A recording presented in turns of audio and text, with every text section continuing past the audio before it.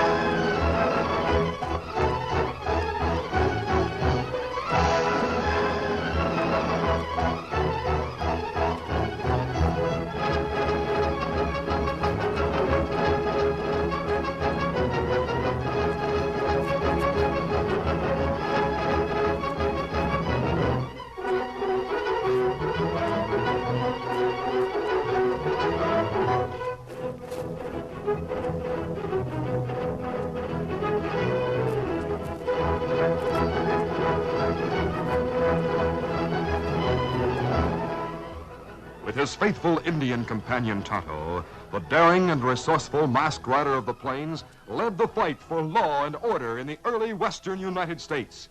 Nowhere in the pages of history can one find a greater champion of justice. Return with us now to those thrilling days of yesteryear. From out of the past come the thundering hoofbeats of the great horse Silver. The Lone Ranger rides again. Come on, Silver. Let's go, big fella. Hi-yo, Silver! Hey!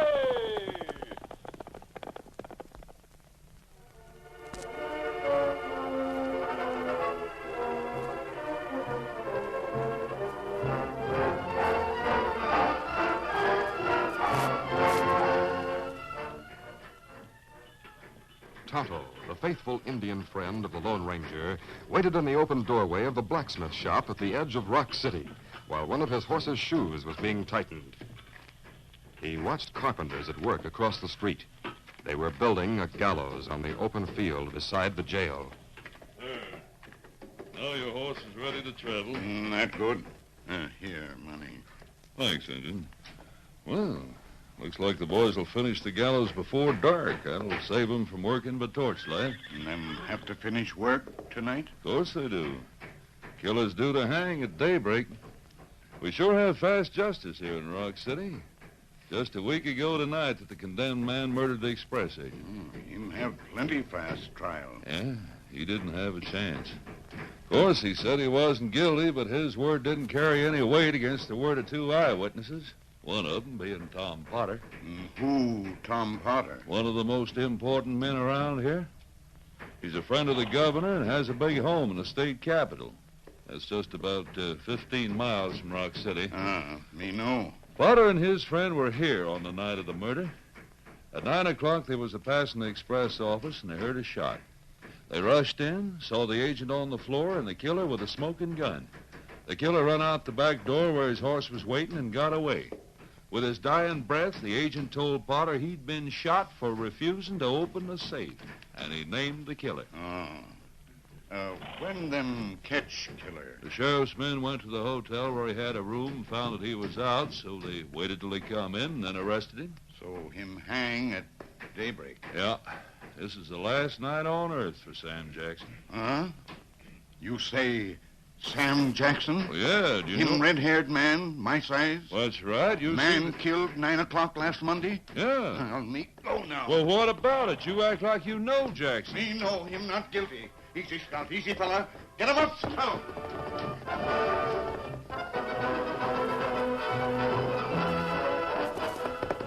Oh, Scout. Oh, fella. Oh, easy, Scout. Easy, fella. Darkness was beginning to gather when Tonto joined the Lone Ranger in a small camp about halfway between Rock City and the state capital. He told what he had learned, and the masked man was shocked by the news that Sam Jackson was to die at dawn. Tonto, Sam Jackson was here with us last Monday night. He couldn't have killed the express agent. Me know. Saddle Silver while I write a note, will you? Fire bright enough? Yes, I can see. Aside from the fact that Sam is innocent, there are other reasons why he must be saved. Easy, Silver, easy. If we go to sheriff with alibi? No, the sheriff can do nothing. There's only one man who believes what I say about Sam and who has authority to act. Who, him? I mean the governor. He knows me, and when he hears my story, he'll grant a stay of execution. Silver ready, Kimasabi. So is this note. Take it to the executive mansion. When the governor sees it, he'll admit me to his office secretly, so the servants will have no cause to wonder why a masked man is calling. Me savvy. We'll put out the campfire before we leave. Me empty canteens.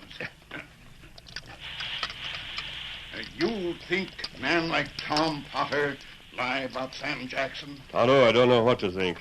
I'm sure of just one thing. Sam Jackson must be saved. Fire out now. All right, let's go. Easy, steady. Be ready, Kimasabi. Come on, Silver! Come up, scout. The state capital was about 2 hours' travel from Rock City. The executive mansion was a big stone building surrounded by extensive grounds on the edge of the city. In a comfortably furnished room on the first floor, the governor sat at a desk reading documents when a servant rapped on the door. Yes, come in. Excellency, Mr. Potter is calling. Well, send him in, Charlie. Send him in. He doesn't have to send me in. How are you, Potter? Fine. Please close the door, Charlie. Yes, Excellency. Well, I see you hired Charlie Red Wolf as a houseman. Yes. Thanks for suggesting him to me. He's a well-educated Indian. He certainly is. Sit down, Potter. I just dropped in to say hello. If you're busy... No, not at all. Then I'll stay for a few minutes. I haven't seen you for some time. I hear you were a witness at a murder trial in Rock City. Yes. Fenton and I were passing the express office when we heard a shot. We rushed in and saw the killer before he escaped. We were the only ones who heard the express agent's dying statement, so, of course, we had to testify. Yes, of course. It was a most unpleasant experience for Fenton and me. Who is Fenton? Oh, my confidential secretary. He lives in my home and handles some of my business interests. Oh. What about the killer? Sam Jackson? Yes. Who is he? No one knows much about him. He arrived in Rock City a few weeks ago and took a room in the hotel. Nothing is known about his past. Yes, come in. Excellency, I have a written message for you. Let's have it. It was handed to me at the front door by an Indian. Thank you. He did not await reply. What? Say, Potter, this message represents urgent business. I must ask you to excuse me. Oh, all right. I'll run along. I'm sorry to cut short of, is it? Oh, think nothing of it. I'll see you soon. Good night. Good night, Potter. I'll walk to the front door with you, Potter. I've something to tell you. It's about time. I haven't had a report from you, Charlie, since you were planted here to keep tabs on the governor. There's been nothing to report. Then the governor hasn't heard about our deals in firearms? Not yet. But he may within the next few minutes. The note I handed to him was from the Lone Ranger. The Lone Ranger? How do you know? I read the note. He's waiting in the darkness outside the private door. He wants to talk to the governor about the man who is to hang at dawn. I don't like that. He may have been working with Jackson. Possibly. I'll let myself out, Charlie. You listen at the door and learn why the Lone Ranger came here. I'll be waiting in my home for your report. The educated Indian nodded, then tiptoed through the corridor and placed his ear against the closed door of the governor's office. He heard the voice of the Lone Ranger. So when I learned that Jackson was to die at dawn, I came directly to you. I'm always glad to see you. Why didn't Tonto come in with you? He returned to our camp as soon as he delivered my note. Oh, I see. Why are you interested in Sam Jackson? Because he's a secret agent for the government. He is. Furthermore, he didn't kill that express agent. On the night of the murder, he was in camp with Tonto and me. But he had an alibi. Yes, probably he didn't mention it because he didn't know where Tonto and I had gone. In the sheriff's report, he said that Jackson tried to tell him that he was with two friends, but no one believed him. Well, we knew nothing of the murder until we returned today. So he's a secret agent. I had no idea. Was he working on a case in this vicinity? Yes, sir. It really began 6 months ago when a train of Army supply wagons was attacked and a lot of rifles and ammunition stolen. Yes, I remember that. White outlaws attacked the wagon train, but many of the stolen rifles have been found in the hands of Indians. Then I assume that Sam Jackson was trying to find the men who are selling arms to the savages. That's right, sir. Tonto and I met him at the request of the chief in Washington.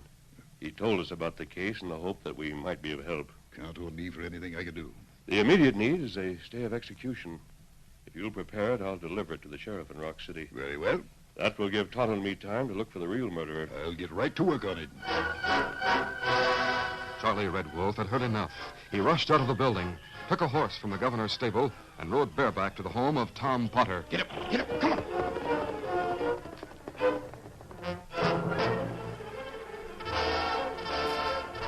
He reported to Potter and Pete Fenton, the man who had been the second witness at Jackson's trial. When the Indian finished talking, Potter said, I don't like this new development. Yeah, neither do I. When we learned that Jackson was a secret agent and framed him for a murder, I thought we'd be in the clear. Well, we're not. The Lone Ranger has many friends among Indians. He's in a better position than Jackson was to learn where some of the renegades bought army rifles. If those rifles are traced to us... If the Lone Ranger learns the truth, you will both hang for the murder of the express agent. We must do something. We must stop him. Yes, I have a suggestion. Yes, Charlie. What is it? Kill him on the way to Rock City. Well, then hurry. Start at once. We've already lost valuable time. Bring the stay of execution to me. I want to see it when you've killed the Lone Ranger.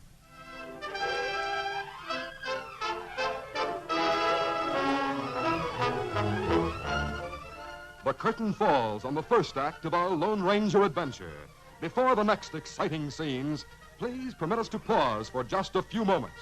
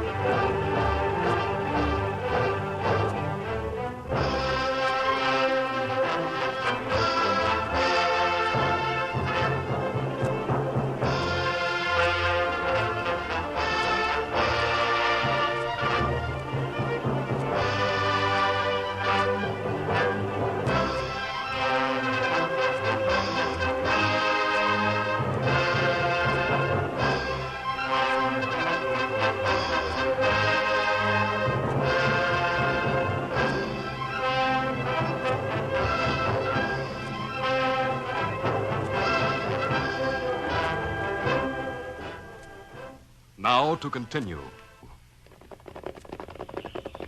Charlie Red Wolf led the way through a narrow pass that made a shortcut between the state capitol and the winding trail to Rock City. The Indian and Fenton drew rein at a point where trees grew close to both sides of the trail. There, they stretched a rope across a trail and tied it tightly to trees. Nearer to Rock City, Tonto waited in camp. He was too far away to hear the hooves of horses on the soft ground of the woods when Fenton and Charlie approached the road, and too distant to hear the voices of the outlaws. But he distinctly heard the distant thunder of Silver's hooves pounding the hard-packed trail. He stepped to the side of his horse and spoke. Lone Ranger come at last, Scout. Tight and cinch. Be ready to go when him get here. Fenton and Charlie were much closer to the oncoming masked man. Holding their guns ready, they waited close to the trail. The strong rope was barely perceptible in the moonlight. Let's hope that's the Lone Ranger. Yes, we'll know when he comes around the turn. He's traveling fast. At that speed, he'll never see the rope.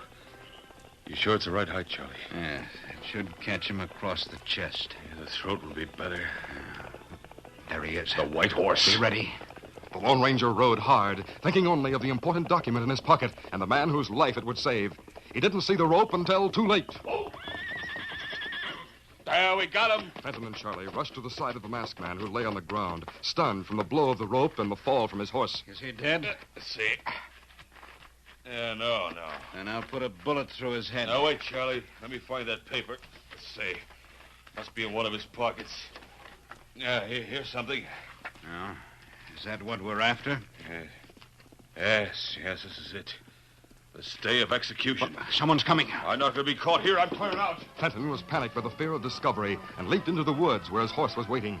Charlie saw the oncoming Tonto and realized that the time taken to shoot the Lone Ranger might well cost him his life. So he did what seemed to be the logical thing. He turned his gun on Tonto and cried out, Kula, Septo! Tonto fired first. Charlie spun from the impact of a bullet in the shoulder. His shot went wild and his gun dropped from his hand. He leaped to the protection of the trees as Fenton spurred his horse. Get up there. Come on, get up. In come, Kimasabi. Get him up there! Tonto ignored the fleeing men. He was concerned only with the condition of his masked friend who lay on the moonlit road. Hold fella. It is got it. He drew rein close to the rope that had caught the Lone Ranger. Kimasabi. Tonto. Oh, you're alive. Rope across trail. Me see it. Cut it before someone else gets hurt. First, me see how bad you hurt. I'll be all right. Oh, Wind knocked out. there bump on head. Must have struck my head when I fell. Cut that rope. Me fix it so no one else get hurt. There. You want water, Kimasabi? No, thanks, Tonto. I'm all right. Me see you coming. Ride to meet you. Then see Silver stopped on trail and see you on ground. 2 men near you. 2 men. Yes, I remember. I was half conscious. Tonto, the paper's gone. Paper? The stay of execution. That's what those men were after. No, Kimasabi. You rest for a little while. No, I want to stand up. I'm all right, Tonto. We must find those men. Well, then go that way. Into woods.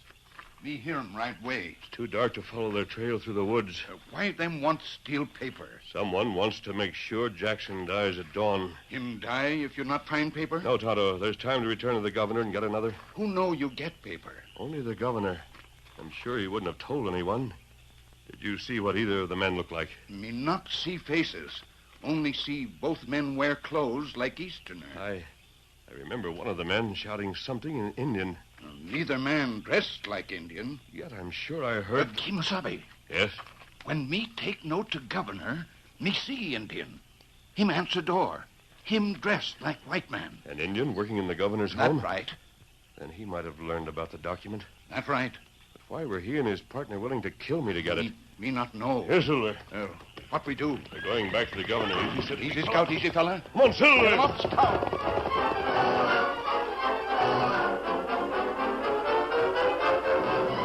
Tom Potter was pleased when Fenton and Charlie Red Wolf returned to his home with the governor's stay of execution. But he was not happy to learn that his partners had fled before killing the Lone Ranger. He frowned and looked thoughtful while Fenton finished bandaging the Indian's shoulder. You're lucky, Charlie. It's only a scratch. If that masked man is able to ride, he'll have time to get a duplicate of the stay. Yeah. Charlie, you go back to the mansion. Let me know if he returns. Fenton, how many of our men are here in the city? All 6 of them? Can you find them quickly? Yes, I know their hangout. Bring them here.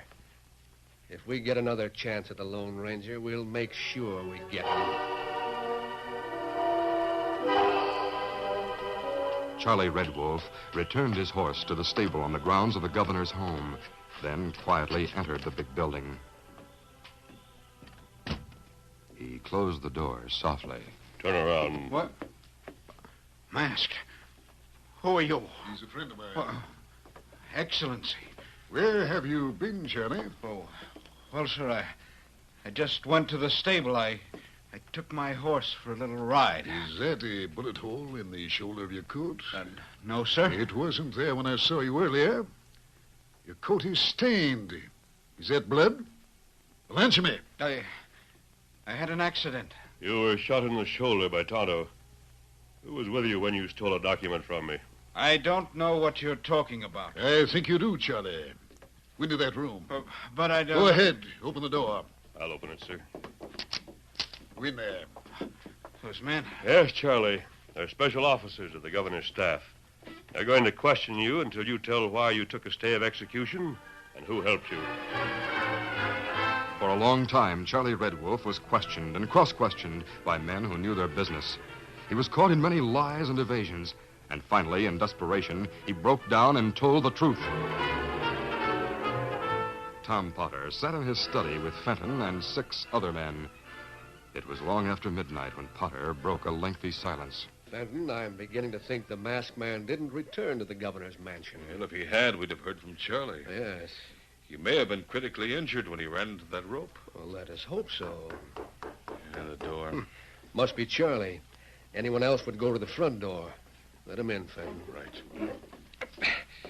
And you boys may see action after all. I'm ready. The masked man. Hello, Fenton. Get him. Quiet. I'll show you. Oh, my arm. That'll do. I'm not here alone. Governor. All of you, put your hands up. Do as he says. My men are here to back him up. Come in, boys. 6 uniformed men entered a room with guns drawn. Quickly and efficiently, they disarmed and tied Tom Potter's gunmen, while Potter watched with a stunned expression. Governor, this intrusion. Potter, you needn't bluff. Charlie Red Wolf told us everything. What? I don't know what you mean. The governor means that we know you're the leader of an organization that deals in stolen rifles. We know the rifles are hidden in this house. And my men have a warrant to search the house until they find them. Furthermore, we know that the express agent was murdered in cold blood. He was shot so you and Fenton could tell lies that would put a noose around Sam Jackson's neck. You, Fenton, you shot him. I did not. It was Tom Potter who did the shooting. You're... Thanks, Fenton. Governor, give me a chance to talk. I didn't realize what I was getting into. I didn't know. I didn't mean... Save it, Potter. No, wait, I'm not a bad man. I didn't want to hurt anyone. Please give me a chance. You'll have your day in court. Oh, they'll hang me. That's what they'll do. They'll hang me. Potter, where do you keep the stolen rifles? I don't want to hang. I'm not a bad man. I didn't know what I was doing. You yellow Please, coward. Governor. He's cracked up. Another chance. I'll show your men where I'm the not rifles bad. are. Just didn't I know think. when we're through. Give me Very well, another Fenton. chance. Ah, shut up. Governor Tonto's waiting outside. We'd like to go to Rock City. You have my letter to the sheriff. Yes, sir. It will halt the execution. Tell Sam Jackson he'll be a free man before noon. That'll be good news. Jackson is supposed to be smart. But that masked man accomplished more in a few hours than Jackson accomplished in 4 weeks. Now I know why crooks are afraid of the Lone Ranger.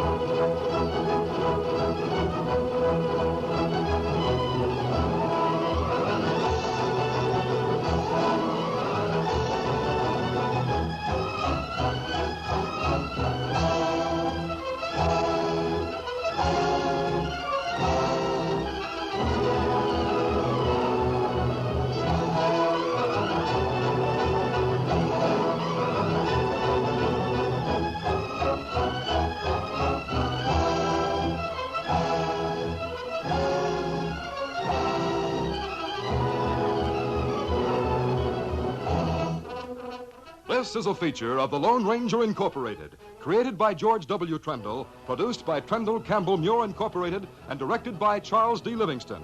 Tonight's drama was written by Fran Stryker. The part of the Lone Ranger is played by Brace Beamer.